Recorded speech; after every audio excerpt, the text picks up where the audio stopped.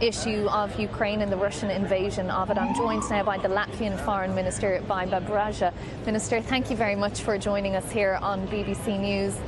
Thank you for having me. Just interested in your thoughts on what we've heard from President Trump today. I mean, first of all, at his speech this morning, he was quite critical of the European Union on a number of levels, a body that's supposed to be a close ally of his. What did you make of what he said? The EU is a very close ally of President Trump, of the United States. Most of us are in NATO, plus Turkey and Norway and others, so we are the closest allies there are. It doesn't mean that we can't criticize each other, so there is a freedom of speech everywhere, so not only in the US. And President Trump expresses his opinions, so very clearly. In the same time, there were very clear messages, both on Russia's war against Ukraine, on Middle East, on Gaza, on recognition of Palestine, on a number of other issues. And if you just maybe take the first one there, Russia and Ukraine specifically, and as I've just been talking about with my colleague there, this post after the meeting with President Zelensky where he seems to be backing Ukraine to a point that he hadn't before and said it's up to the European Union to be with Ukraine, while also calling for European Union member countries to impose tariffs and sanctions, further sanctions on Russia and its partners.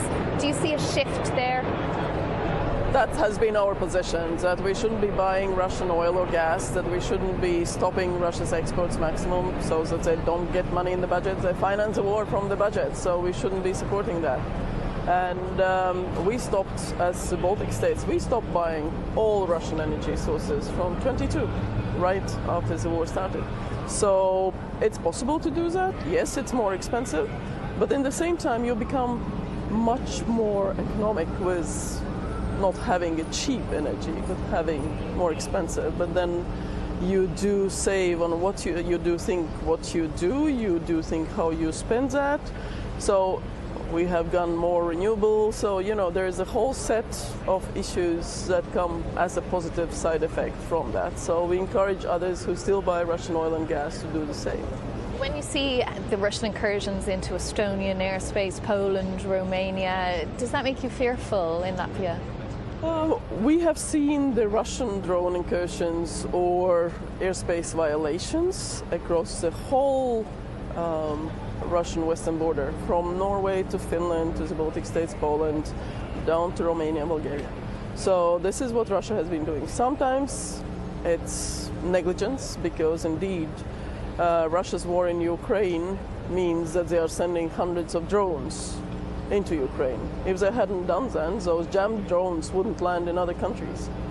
But these last two occasions that you mentioned, they were indeed intentional. Russia did launch those drones very clearly with dangerous trajectories. So they did go into Polish airspace.